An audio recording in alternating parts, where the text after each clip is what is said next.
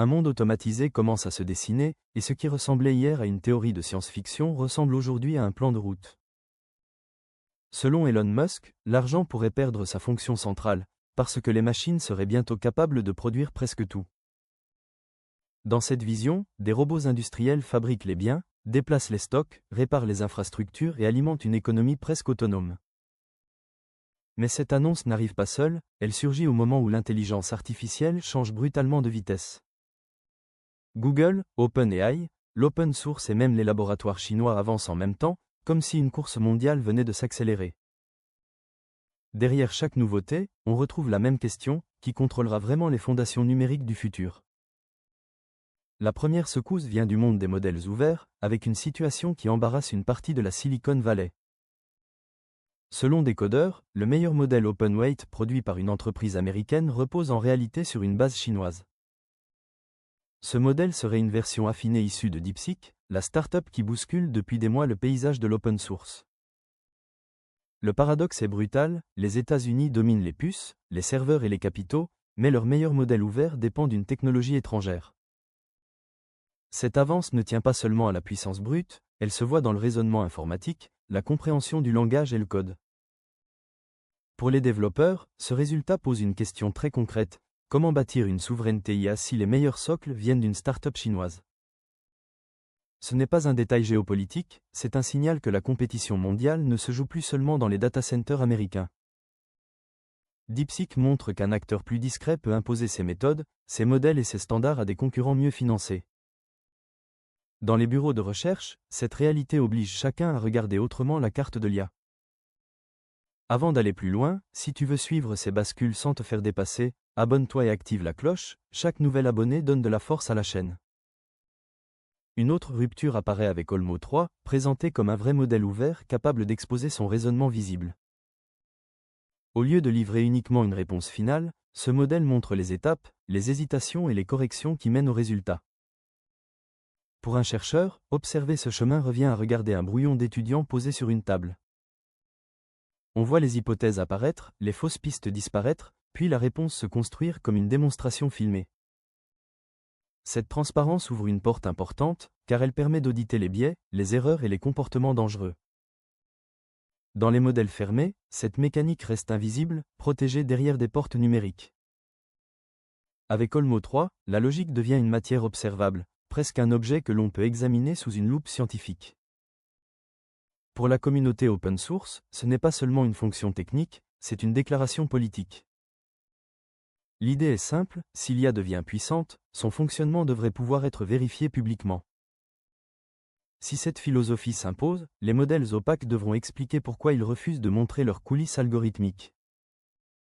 Pendant ce temps, Google avance sur un autre front avec Nano Banana Pro, un générateur d'images au nom étrange mais aux ambitions très claires. Derrière ce nom, l'objectif est de produire des images qui suivent vraiment l'intention de l'utilisateur, et pas seulement les mots d'un prompt créatif. Beaucoup de générateurs savent créer des scènes spectaculaires, mais ils ratent encore souvent la composition, le style ou les relations entre objets. Google veut réduire cet écart avec une analyse plus fine du contexte, de l'ambiance et des détails visuels. Le modèle cherche à comprendre ce que la personne imagine, comme un directeur artistique capable d'interpréter un croquis mental. Les premiers retours évoquent des images plus cohérentes, notamment pour les campagnes, les affiches, les produits et les scènes réalistes. Pour les designers, l'enjeu est évident, moins de tentatives, moins de corrections et une image finale plus proche de l'idée de départ. Si cette promesse tient, Nano Banana Pro devient un outil de production, pas seulement un jouet visuel pour expérimenter. OpenAI, de son côté, pousse l'IA vers un usage plus collectif avec les chats de groupe dans ChatGPT. L'idée consiste à placer ChatGPT au milieu d'une conversation entre plusieurs personnes, comme un assistant partagé. Dans une équipe, chacun peut poser une question, ajouter une idée ou demander une synthèse sans sortir du même espace de travail.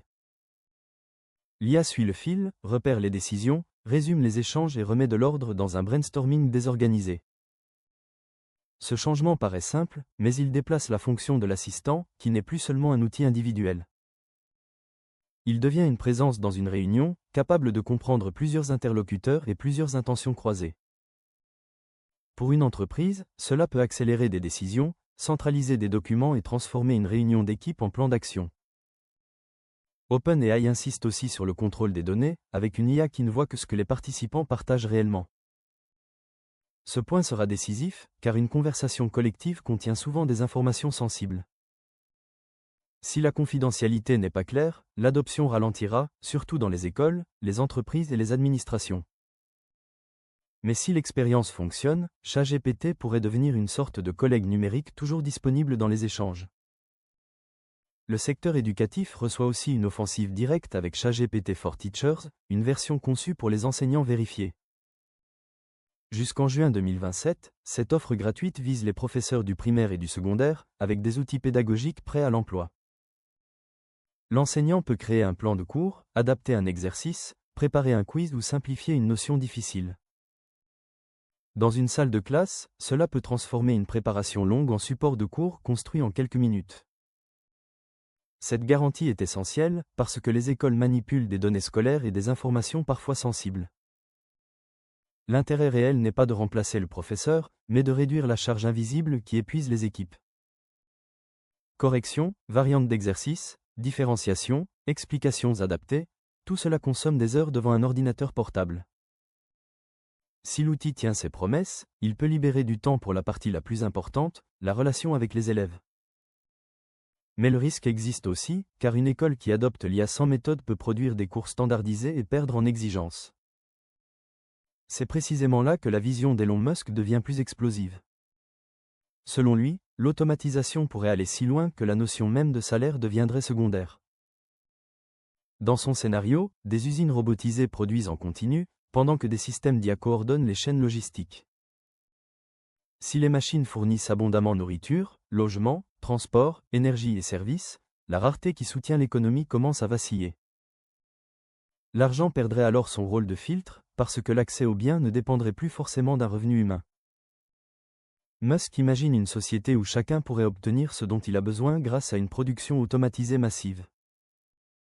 Certains y voient un futur post-travail, avec des machines autonomes qui libèrent l'humanité des contraintes économiques. D'autres y voient une illusion dangereuse, parce que produire beaucoup ne signifie pas distribuer justement. La vraie fracture ne serait peut-être plus entre ceux qui ont de l'argent et ceux qui n'en ont pas, mais entre ceux qui contrôlent les robots et ceux qui les subissent. Si quelques entreprises possèdent les modèles, les serveurs, les usines et les données, l'abondance peut devenir une nouvelle forme de domination. La disparition de l'argent ne garantit donc pas la disparition du pouvoir économique. C'est pour cela que ces annonces ne doivent pas être regardées comme de simples nouveautés technologiques. Ensemble, elles racontent une mutation beaucoup plus large, avec une société connectée qui change ses bases en temps réel. Un modèle américain dépend d'une technologie chinoise, un modèle ouvert expose son raisonnement, Google affine l'image, OpenAI entre dans les groupes et les écoles. À chaque étape, l'IA quitte l'écran individuel pour devenir une infrastructure sociale. Elle touche la création, l'éducation, le travail, la décision collective et bientôt peut être la valeur elle-même. La question n'est plus de savoir si cette vague va modifier le monde, mais qui saura comprendre assez vite la nouvelle réalité. Ceux qui regardent cela comme une mode risquent de découvrir trop tard que les règles ont déjà changé. Ceux qui apprennent à lire ces signaux auront une avance, parce qu'ils verront venir les ruptures économiques avant les autres. Et si ce documentaire t'a appris quelque chose d'important aujourd'hui, alors mets un like, abonne-toi et active la cloche pour ne manquer aucun de nos prochains contenus.